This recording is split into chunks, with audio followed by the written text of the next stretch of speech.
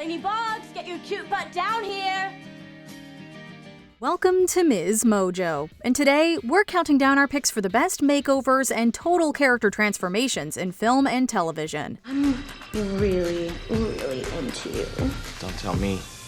Tell Toby. Toby Tucker, I didn't know you were here. We're not including male characters, and yeah, we acknowledge that many of these characters were already knockouts pre-transformation. A few of these contain spoilers. Number 50, The Witch, Into the Woods. 1, the cow as white as milk. 2, the cape as red as blood. 3, the hair as yellow as corn. When you think of witches in movies, what images come to mind? Chances are either one who's haggard or one who's beautiful. Meryl Streep gets to play both in this adaptation of the classic stage musical. When we meet the witch from next door, she possesses all of the cliched blemishes one would expect. A hunched-over back, pale, withered skin, hair as wild as the woods. It's nothing that a potion can't rectify, however. It's working! She's milking!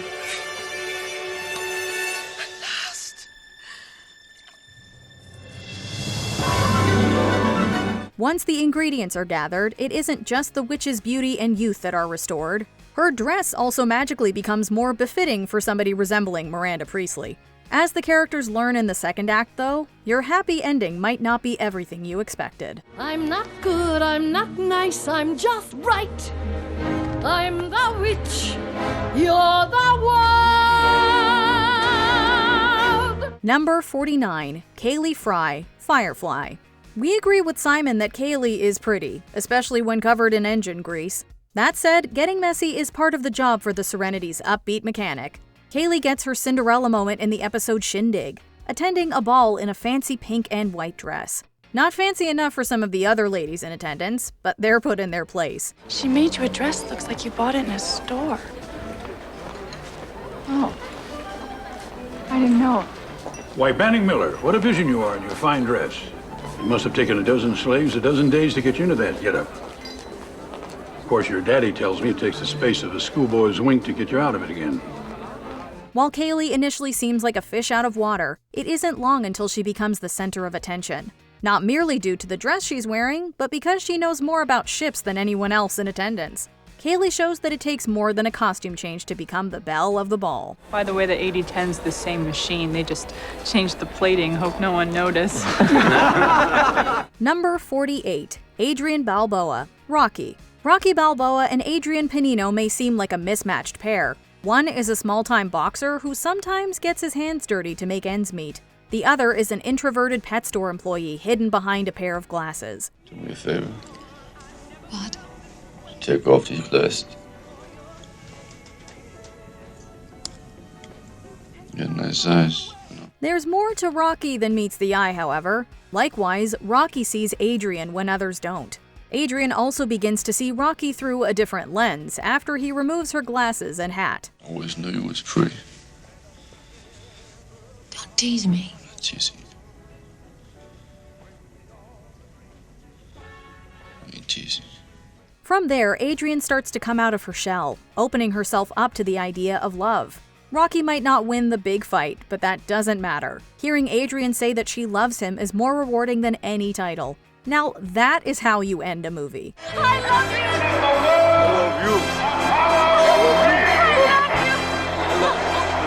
you! Number 47, 11, Stranger Things. There's no way we're gonna get the weirdo in there without anyone noticing. I mean, look at her.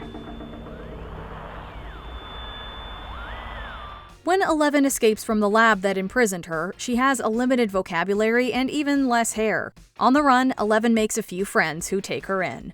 To help her evade the authorities, the boys give 11 a makeover. It's an almost out-of-body experience as 11 gazes at herself in the mirror after Mike tells her that she looks pretty good. Wow, she looks Pretty.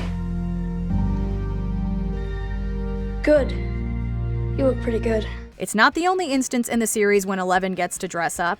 At the end of season 2, she finally shares that dance with Mike at the snowball. This time, Mike outright tells Elle that she's beautiful, although he clearly felt that way from the moment that they first met. You look beautiful. Do you want to dance? Number 46, Felicity Smoke, Arrow. Look, I don't want to get in the middle of some Shakespearean family drama thing. What? Throughout the superhero series, Felicity Smoke evolves from adorkable tech support to the love of Oliver Queen's life. Initially working behind the scenes, Felicity eventually gets in on the field missions. Infiltrating a gambling operation, she lets her hair down, trades the glasses for flashy earrings, and dons what's probably the most expensive dress she's worn up to that point. You don't have to do this.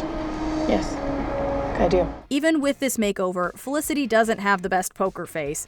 The following season, Felicity arrives at Oliver's door, looking ready for an evening out.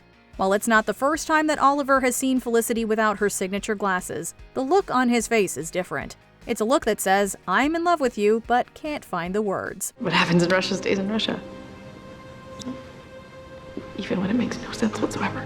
Number 45, Gwen Stacy, the Spectacular Spider-Man. I'm fine. Well, not fine, but alive. Like Felicity, Gwen Stacy is blonde, wears glasses, and falls for a superhero. Of course, Gwen is unaware that Peter Parker and Spider-Man are the same, although she has her suspicions.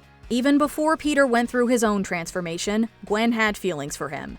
Peter, meanwhile, didn't see Gwen as more than a friend. We know who you love the most. By the time he does, both are involved with other people. Peter regrets his choices even more when Gwen arrives for a group date on Valentine's. With some help from MJ, Gwen emerges from the cab in an elegant gown, her hair done, and the glasses no longer concealing her blue eyes. This isn't a one-off makeover either. Gwen loses the glasses for the remaining episodes. Sadly, there aren't many more. Gwen, you look like an angel. Thanks, Peter. That was sweet. Number 44, Katniss Everdeen, The Hunger Games. Raised in District 12, beauty is hardly a priority for Katniss. Happy Hunger Games. And may the odds be ever in your favor. Her main concern is protecting her little sister. When young Primrose is selected to participate in the Hunger Games, Katniss volunteers in her place. I volunteer! I volunteer! I volunteer as tribute! Escorted to District 1, Katniss experiences luxury for the first time. It's hard to appreciate any perks knowing that she's about to enter an arena of death, however. Katniss also takes no satisfaction in the glamour, knowing how deprived the rest of the world is. Nevertheless, Katniss must play the game, which entails winning over viewers and sponsors. From the opening ceremony, Katniss emerges as the girl on fire. Two young people holding their hands up, saying, "I'm proud I come from District 12. We will not be overlooked." Now, I love that! It's the first of multiple times that she sets the cameras ablaze with her new wardrobe. Cinna knows what he's doing. I just think somebody that brave shouldn't be dressed up in some stupid costume, now should they? Number 43, Bianca, the Duff. Real talk? You got a uniboob, your posture sucks, and your clothes fit weird because you wear the wrong size bra. Boom. Real talk. You thought the Bluths were too mean to Anne? You should see how Bianca's treated. She's designated the Duff, which, to put it delicately, means that she's considered the least attractive of her friend group. As part of a ruse, the overall-wearing Bianca winds up fake dating the most popular guy in school, which might be the real deal. Help, Bianca. There you go. It's not bad, you still got it. So easily amused. While that's a typical high school comedy trope, the Duff subverts another when Bianca gets her first makeover. Rather than instantly becoming a bombshell, Bianca seizes the opportunity to poke fun at what others deem fashionable. So might be my favorite yet. It's not that bad. Okay, perfect. Hold that pose. A more confident Bianca eventually finds a dress that suits her in time for homecoming, where Wesley realizes who his true queen is. It wasn't just the dress.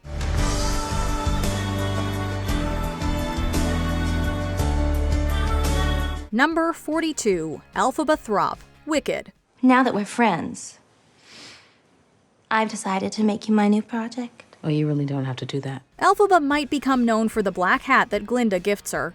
Once the two become close friends, though, Glinda dedicates herself to making her roommate popular. Popular. You're gonna be popular. Naturally, she does so through an infectious song. The glasses are first to go, as Glinda tries out a series of new looks for Elphie. Unfortunately, Elphie's hair-tossing skills are about as effective as Glinda with a wand. Nothing that can stop you from becoming popular. Glinda opts for a simple yet prominent tweak, as she puts a pink flower in Elphaba's hair. It's a beautiful yet conflicting moment for Elphaba, who struggles to accept that after all these years, she'll finally be accepted. You're beautiful.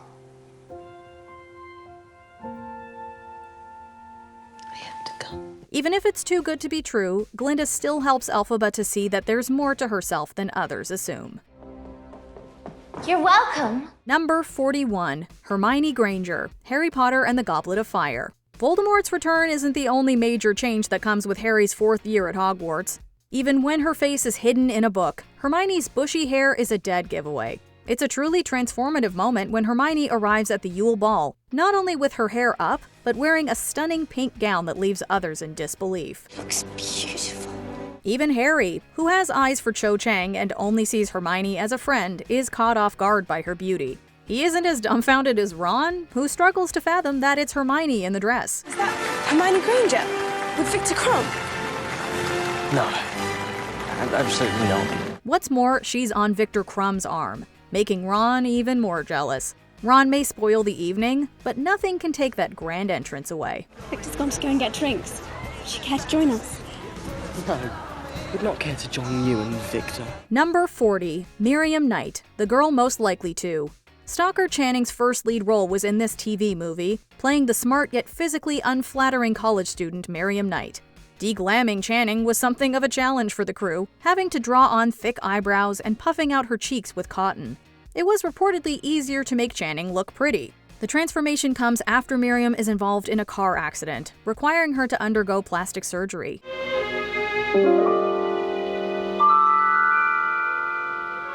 With her newfound beauty, Miriam seeks revenge against those who wronged her. Humiliating them won't do, however. Miriam is out for blood. Did we mention Joan Rivers co-wrote this? I'll go to the yellow pages and let my fingers do the walking.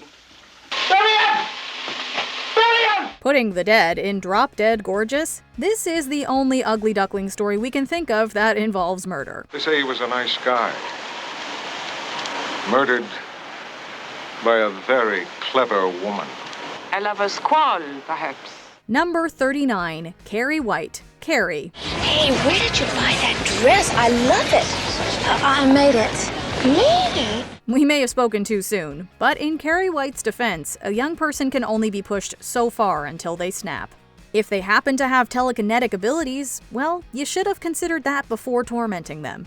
Carrie has been mistreated her entire life, both at school and at home. Although Carrie is skeptical when the popular Tommy asks her to the prom, she ultimately decides to go, her mother be damned. What Tommy gave me, Mama?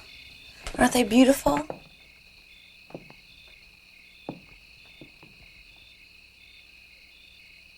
I can see your dirty pillows. Wearing a pink dress with her makeup and hair done, Carrie has a magical night that culminates in her being declared prom queen.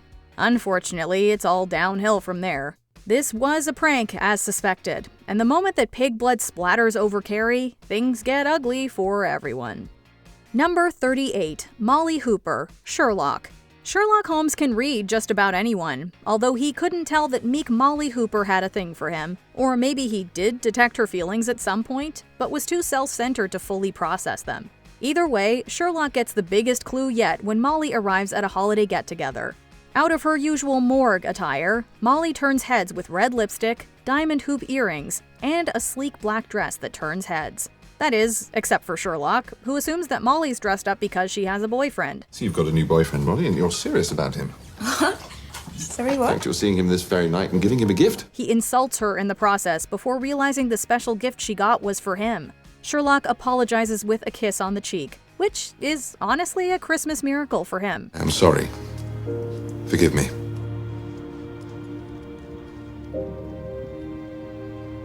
Merry Christmas, Molly Hooper. Number 37, Muriel Heslop, Muriel's Wedding. We'd say that Muriel is perceived as the quote-unquote ugly one in her friend group, but that would imply they were real friends. She finds a true friend in Rhonda, who helps Muriel to unleash her inner dancing queen. Muriel reinvents herself, not only altering her appearance, but changing her name to Mariel. Muriel goes overboard in her transformation. This is my new life. I'm a new person. I'm changing my name to Mariel.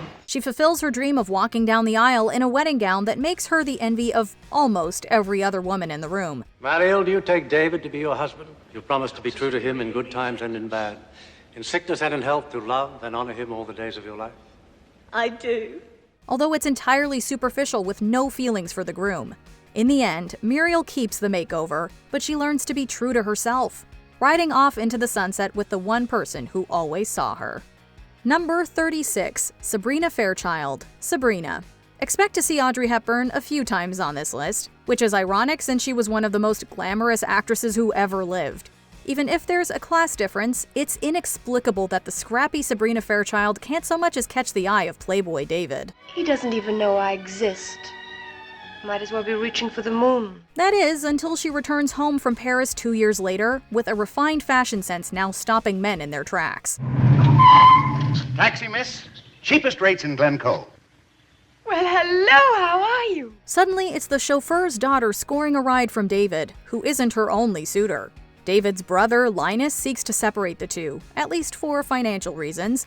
By the finale, Linus realizes that there are some things more valuable than money. You can put a price on Sabrina's Parisian wardrobe, but not love. Linus, why didn't you tell me? You do want to take me with you, don't you? Number 35, Edna Turnblad, Hairspray. Inspired by the changing times, irrepressible dancing teen Tracy Turnblad convinces her reclusive mother to embrace the world again. Of course, she does so through song. In Welcome to the 60s, Tracy takes her mom Edna on a whirlwind adventure to a dress shop where she's outfitted in the latest fashion. The future's got a million roads for you to choose, but to walk a little taller in some high-heeled shoes. And once you find a style that makes you feel like you, something fresh, something new. Edna's glittering makeover is easily one of the movie musical's peppiest numbers. You can just feel her become more confident. Since the original 1988 flick, the character has traditionally been played by an actor in drag. While John Travolta's performance is a bit uncanny at times, that's kind of what makes it all the more memorable. Mama's looking at herself and wondering, where you been? Where you been? Your mama's lit, she's all aglow. And mama wants she's holding back, and mama's gotta let go, go. Number 34, Velma Dinkley, Scooby-Doo 2, Monsters Unleashed. Like with most cinematic makeovers, it's kind of hard to seriously believe that the person, in this case Linda Cardellini, is not attractive to begin with, but you can chalk that one up to movie magic. Hiding from her crush, the nerdy, bespectacled, orange sweater-wearing Velma Dinkley is terrified she can't live up to his idea of her. But I'm more comfortable in the world of logic and facts. And I'm not hot. With a little help from Daphne, she ditches her signature look. She transforms herself into a 60s-inspired, catsuit-wearing, high-heel-stomping international woman of mystery. Who's your mommy? My mommy? It's clear she's not all that comfortable, but it's a striking look nonetheless. Number 33, Tess McGill, Working Girl. Melanie Griffith stars as a secretary in a corporate office who just wants to be taken seriously. While her loud clothing, chunky jewelry, and skyscraping hairdos are of the times, she realizes she'll need to ditch them all to continue her ruse as a big-time executive. And as such, we have a uniform. Simple, elegant, impeccable. Dress shabbily, they notice the dress. Dress impeccably, they notice the woman. Coco Chanel. She gets her equally 80s-tastic friend, played by Joan Cusack, to lop off most of her locks. It may just be hair, but paired with more toned-down clothes, the impact is immediate. Interestingly, she still stands out from the crowd of other professional women, appearing more traditionally feminine. Case in point, her new look catches the eye of a potential suitor. Because, of course it does. You're the first woman I've seen in one of these damn things that dresses like a woman, not like a woman thinks a man would dress if he was a woman.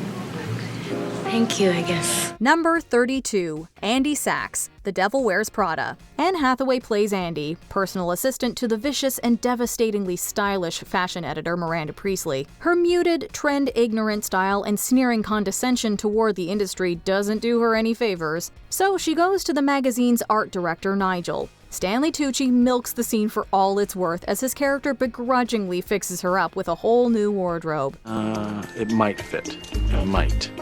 Okay, now Chanel, you're in desperate need of Chanel. Darling, shall we? We have to get to the beauty department, and God knows how long that's going to take. Watching her stomp back into the office with the Chanel boots, yes, the Chanel boots, to Emily Blunt's character's stunned look is nothing short of exhilarating. It's got to be the greatest revenge moment since Julia Roberts told off that snooty salesperson in Pretty Woman. More on that later. Are you wearing the Chanel boots? Yeah, I am. You look good. Number 31. Emma Ducote, Bates Motel. I was just thinking how glad I am I don't have to get all dressed up and go. What a pain. Rarely seen without tubes up her nose, the sickly Emma nonetheless puts up a tough front. She also has a somewhat morbid sense of humor, which Norman Bates can relate to. Emma hopes that Norman will see her in a new light when she dresses up for the dance. Well, you look great. You too. Norman seemingly still has eyes for Bradley, although we know that Mother is his true love. Over time, Emma finds love not with Norman, but with his brother Dylan, who sees her through recovery. Emma ultimately has the life she never thought possible, one with a loving husband, a child, and air she can breathe without an oxygen tank. It'd be an ideal life if not for the whole being related to Norman Bates thing. Number 30. Olive Pendergast, Easy A. A series of misunderstandings and white lies about her personal life leads to Olive Pendergast being ostracized from some peers. Conveniently, the kids are reading The Scarlet Letter in English class. Taking a page from Hester Prynne herself, Olive decides to live up to her newfound unintended reputation and wear the most school-inappropriate outfit ever. Don't give a damn about my reputation. Living in the past, it's a new generation. She stitches a big red A into a provocative top and struts across her high school without shame. Although this probably isn't the best solution to her problem, and arguably contributes to making it bigger, it's certainly the most iconic one. Hey, Anson. Hey. I just realized the funniest thing. My name is an anagram for I love. It's moments like this that made the movie's lead Emma Stone a star. Number 29. Selina Kyle, Batman Returns. Michelle Pfeiffer's Catwoman is unforgettable. From her cool one-liners to her skills with a whip, it's easy to forget how she starts the movie. We're introduced to Selina Kyle as the frazzled, glasses-wearing assistant to Christopher Walken's creepy business mogul. Go ahead. Intimidate me. Bully me if it makes you feel big. I mean, it's not like you can just kill me. Actually, it's a lot like that. She's a meek pushover whose mother is constantly bothering her. It's only after her evil boss pushes her from a high window and she's licked back to life by a bunch of alley cats that she finds her new identity as Gotham City's feline avenger. Relative to some of the other entries on this list, it's a shockingly brutal and gross makeover, but the result is everything. I don't know whether to open fire or fall in love.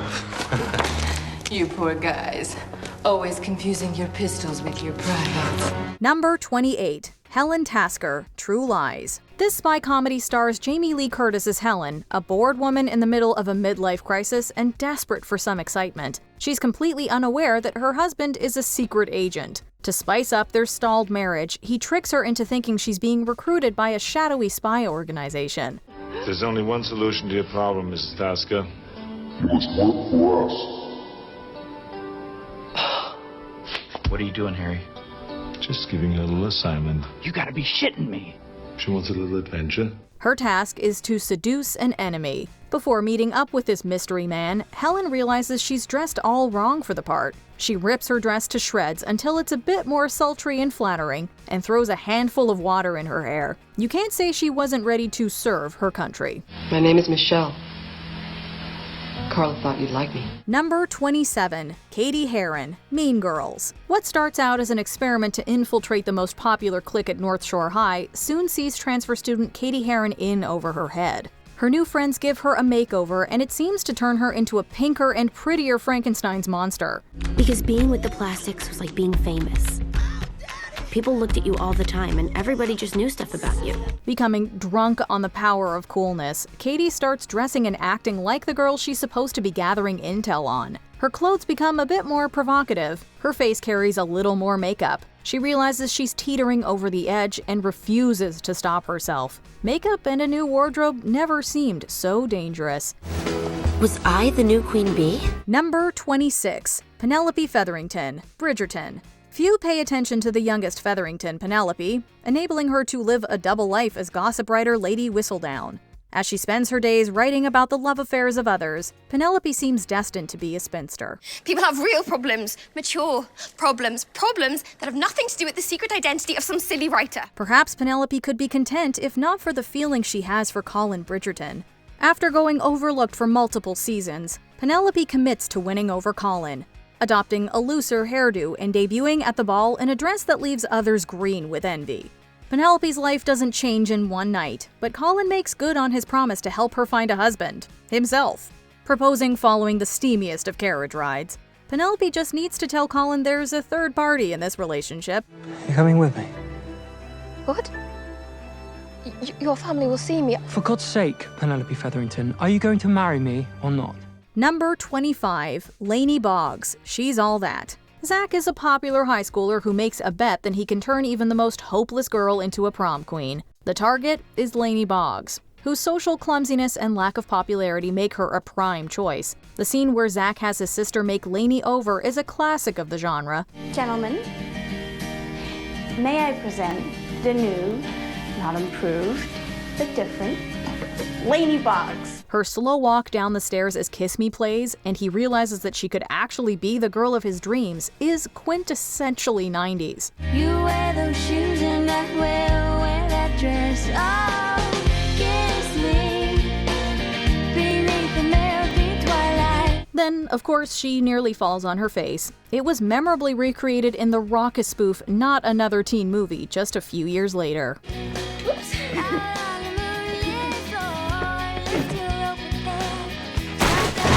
Number 24, Sandy Olsen, Grease. Summer lovers Danny and Sandy never thought they'd see each other again, but after spending the entire school year struggling to fit in each other's worlds, she decides to make a change once and for all. Tired of playing it safe, she says goodbye to the goody two-shoes she's been for so long and embraces a greasier aesthetic. Goodbye to Sandra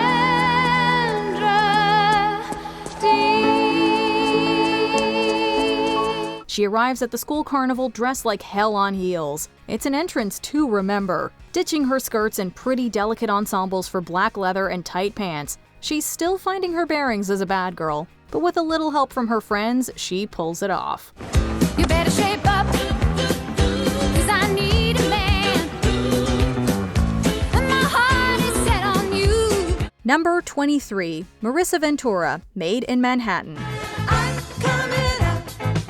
Jennifer Lopez stars in this modern-day Cinderella story that is an amazing early aughts guilty pleasure. In Made in Manhattan, Marisa Ventura works as a member of staff at the Beresford Hotel, and a case of mistaken identity causes her to strike up a romance with a wealthy man. We finally get to see her ditch the maid's outfit at the end of the film when she gets all dolled up to attend a party. The fact that this scene is set to Diana Ross's hit I'm Coming Out only makes it all the more fun. Number 22, Anya, Anastasia. Oh my God, please! You'll never escape me. When we first meet Anya, she's in fact Anastasia, the Grand Duchess of Russia. But through political unrest and the diabolical Rasputin's deeds, she's taken away from her family and heritage. I don't know my last name. I was found wandering around when I was 8 years old. 10 years later, she's forgotten who she is, etiquette and all. Until Dmitri and Vlad rope her into a scheme to pass her off as the long-lost Grand Duchess. Simple, right? With their help, she gets a crash course in pretending to be someone of a higher station, and along the way becomes more comfortable in her own skin.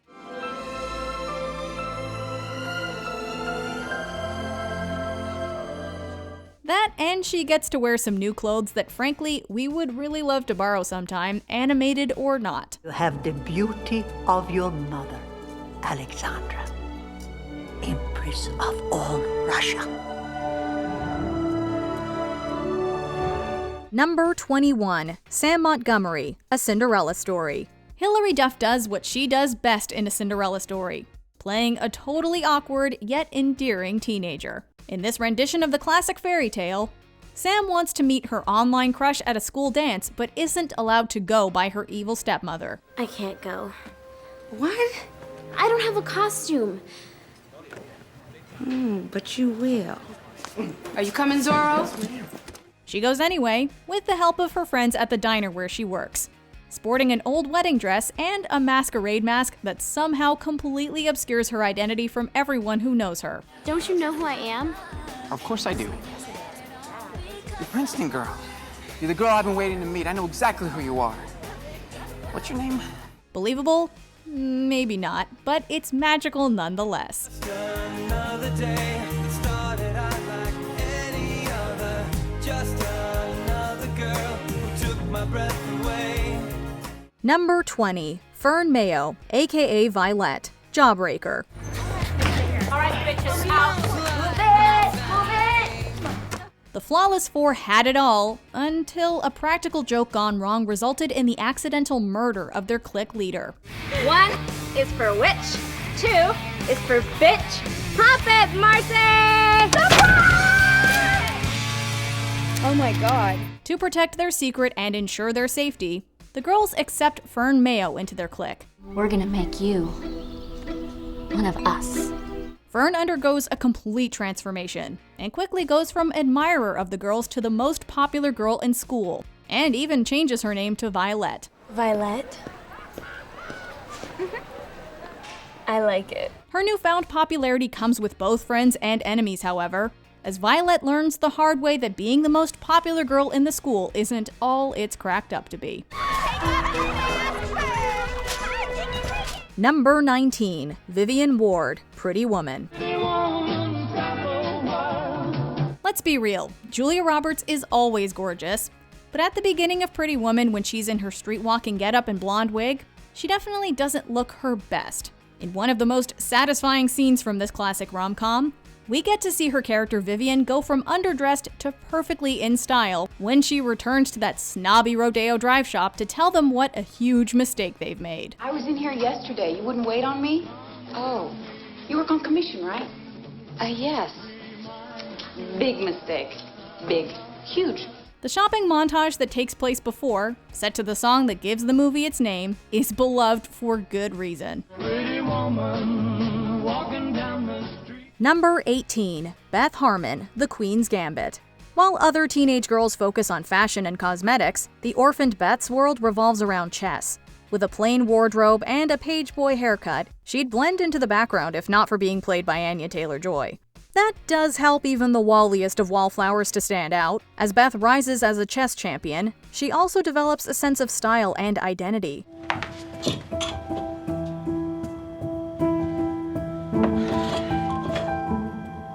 Unlike some other transformations, Beth's is more gradual. By 1966, though, her appearance booms with more confidence, walking into every room like someone who's ready to win. Entering womanhood, Beth becomes freer and more open, yet it's still hard to get inside her head, especially when sitting across the chessboard from her. I still had time to get out of it.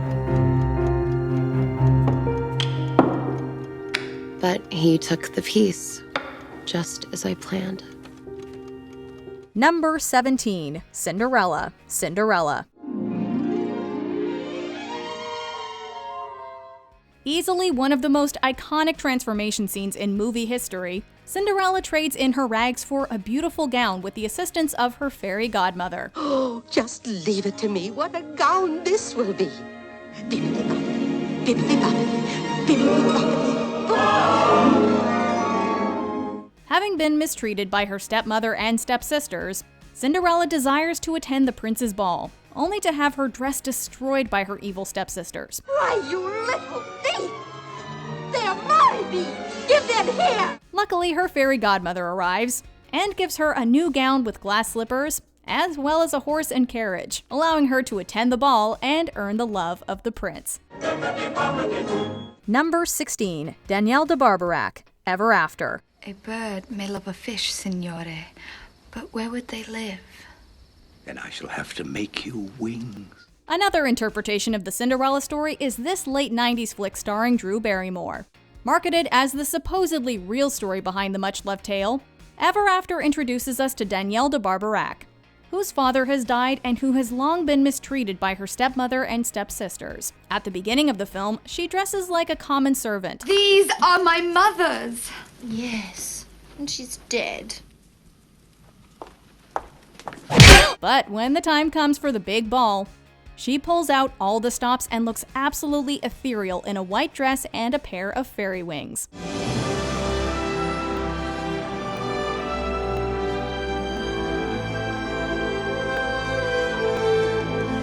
Number 15, Josie Geller, Never Been Kissed. Josie, do you remember high school? It was a long time ago. Do you remember what they called you in high school?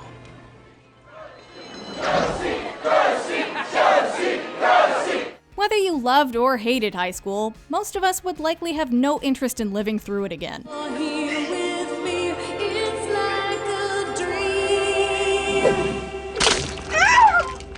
Hey, write a poem about this, geek! Unfortunately for Chicago Sun-Times reporter Josie, her boss assigns her to go undercover at her former high school. Josie Geller, you enroll Friday. Have fun! At first, Josie, who struggled mightily through high school the first time, reverts to her old geek persona, complete with the patchy makeup and bad perm. Hi. I'm Guy. Hi. Yes, you are a guy.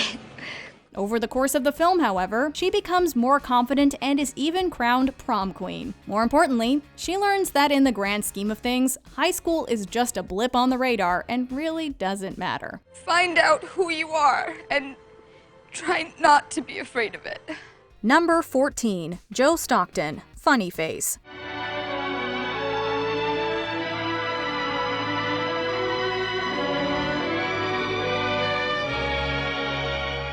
One of the greatest fashion movies of all time, Funny Face let audiences see Audrey Hepburn decked out in Givenchy for the duration of the film. The movie tells the story of an intellectual bookstore employee, Joe, played by Hepburn, who is discovered by a fashion photographer and brought to Paris to work on his new campaign. Joe is subtly elegant at the beginning of the film, but seeing her dressed up in the Parisian high fashions is pure eye candy that we just can't get enough of. Number 13, Loretta Castorini, Moonstruck. You got any whiskey? How about you give me a glass of whiskey? We'll admit it, most movies on this list are cheesy romantic comedies. But this film was actually nominated for Best Picture and saw Cher, who starred as Loretta Castorini, win Best Actress. I'm gonna marry him. Do you hear me? Last night never happened, and I'm gonna marry him, and you and I are gonna take this to our coffins. After having a one-night stand with her fiancé's brother, Loretta decides it's time for a new image. Rejecting her widowed accountant persona, she gets the gray removed from her hair while styling it in the 80s poof we all know so well. You look beautiful. Throw in a glamorous evening gown and you have an entirely new woman, albeit one who still faces the tricky situation of having hooked up with her fiancé's brother. Wow. Thank you. For what? I don't know. For your hair. For your beautiful dress. Number 12, Peggy Olsen, Mad Men. When Peggy arrives at Sterling Cooper against a 60s backdrop, she's a woman in a predominantly male world. Who's your little friend here? Oh, she's the new girl. You always get the new girl. That's just one reason that others underestimate Peggy. It's also because she, as Joan would rather bluntly put it, dresses like a little girl. You want to be taken seriously? Stop dressing like a little girl. Peggy takes Joan's advice, meeting her male colleagues at a strip club where they suddenly become more focused on what she's wearing. While Peggy generally doesn't dress like this at work, her wardrobe does grow up with the times. Peggy's fashion evolution reflects how the world is shifting. It's a world where women can be competitive with men, especially if they know how to speak their language. That said, Peggy matures faster than the world around her does.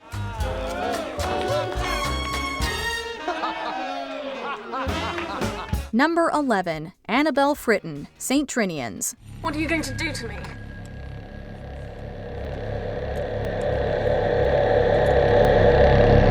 Give you a makeover, silly. Annabelle doesn't quite fit in at St. Trinians, a school for wayward girls, because of her somewhat prissy attitude. So it comes as no surprise that her classmates kidnap her in the middle of the night to give her a new look that will fit the school's aesthetic a little bit more.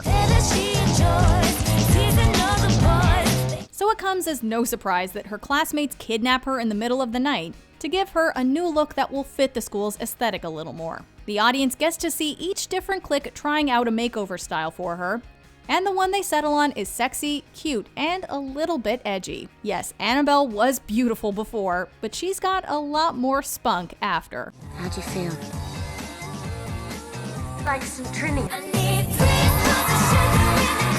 Number 10. Fetula Tula Portocalis, My Big Fat Greek Wedding. Sorry. My brain stopped. You ever have one of those days?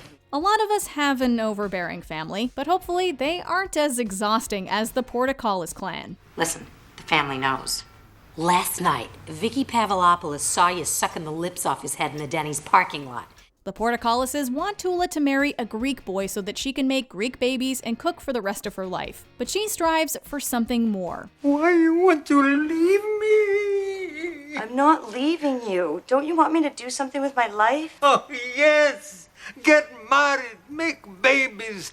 After enrolling in a computer class at the local community college, Tula decides to completely change her look in an effort to get out of her rut. She ditches her glasses for contact lenses, wears makeup, and gets a new hairdo. This transformation shows that it's never too late to change, no matter what your age is. Number 9. Katie Simpson, She's Out of Control. How do they feel, Katie? When 15-year-old Katie's father leaves on a business trip, her typical look involves Coke bottle glasses, braces, and frumpy clothing. When he gets back, however, his girlfriend has helped Katie transform into a full beauty, who ends up causing trouble because she has all the boys in town in a frenzy.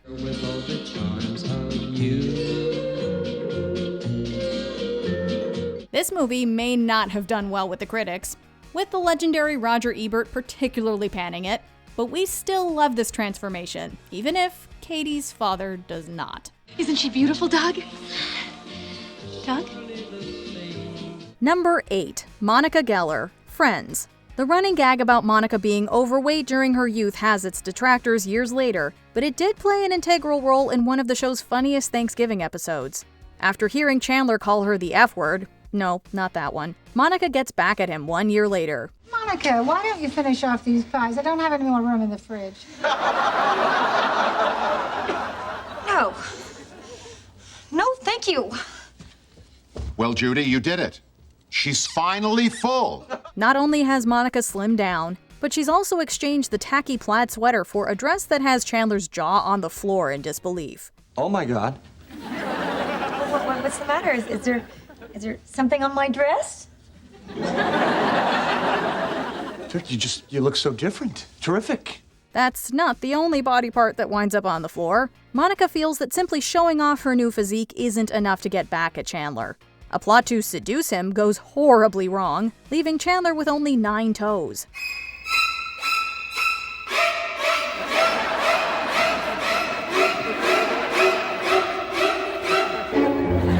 Chandler went through the real change that Thanksgiving. Number 7. Ty Frazier, Clueless. You guys, I've never had straight friends before. Another classic 90s film to make our list, Clueless stars Alicia Silverstone as Cher, your prototypical Valley girl. Ew! Get off of me! Ugh, as if! Cher decides to use her influence to give back to the community by making Ty, the new girl, popular. See, my mission is clear. Would you look at that girl? She is so adorably clueless. We've got to adopt her. Naturally, this involves Cher and her best friend Dion giving Ty a much-needed makeover. I'm gonna be a supermodel. Unfortunately, this move ultimately backfires when Ty becomes more popular than Cher, causing her to reflect on her priorities and what is actually important in life. You're a virgin who can't drive. Oh, that was way harsh, Ty. Number 6. Charlotte Vale, now Voyager. Bette Davis is one of the greatest iconic Hollywood stars, but you'd barely recognize her at the beginning of this 1942 film. She plays Charlotte Vale, an unattractive spinster who's abused by her mother, and because of her emotional distress, looks about twice her age. After spending time away from her family at a sanitarium, and then on a cruise, she manages to flourish, and returns looking completely unrecognizable.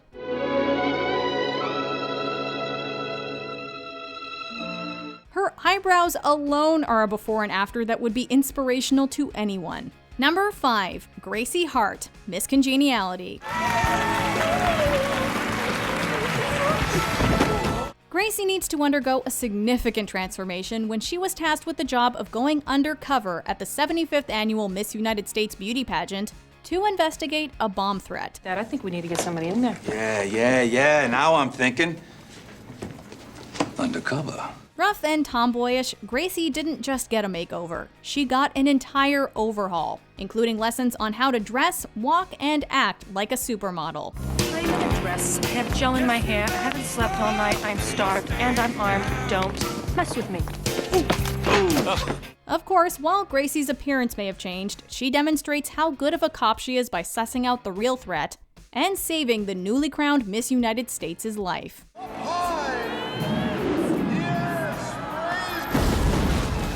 Number 4, Allison Reynolds, The Breakfast Club. One of the most iconic movies of the 80s also happens to feature one of the best makeovers in movie history. At the beginning of The Breakfast Club, Allison is the awkward and weird girl who is shown in sharp contrast to the pretty and popular Claire, played by Molly Ringwald. After spending their detention together, though, the two girls bond and Claire gives Allison a completely transformative makeover. Why are you being so nice to me?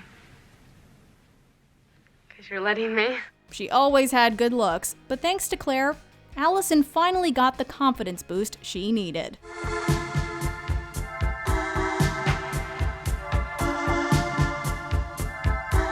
Number 3, Eliza Doolittle, My Fair Lady. Cheer up, Captain. I have flyed off a poor girl. I'm sorry, I haven't any change. Oh, I can change half a crown. Considering how beautiful Audrey Hepburn is, it's surprising that she starred in several films that feature ugly duckling transformations. Ew, what's that you say? Yes, you squashed cabbage leaf. Initially an unrefined street vendor with a thick Cockney accent, she slowly transitions into a well-mannered member of high society and is even mistaken for a princess. Miss Doolittle, you look beautiful. While this film suggests that enough effort and time can allow you to turn into a lady, we have to admit that looking like Audrey Hepburn certainly helps. Come on, Dover! Move your blooming arse! Number 2, Fran, Strictly Ballroom. Baz Luhrmann's amazing debut may not be as well known as its successors, but that doesn't mean it should be overlooked. This charming film focuses on the Australian ballroom dancing world.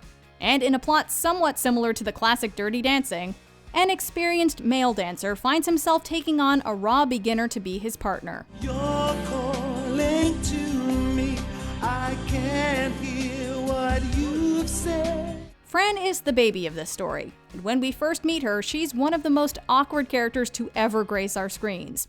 Hi, Liz, I thought you should have worked. Come all the way down from the big smut. By the end of the film, though, she really comes into her own and shows an elegance and poise we never could have imagined.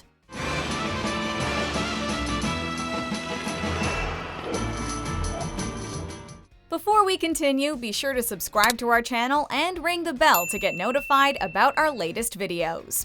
You have the option to be notified for occasional videos or all of them. If you're on your phone, make sure you go into your settings and switch on notifications. Number 1, Mia Thermopolis, The Princess Diaries. Oh, be careful. Please don't crush my soy nuts.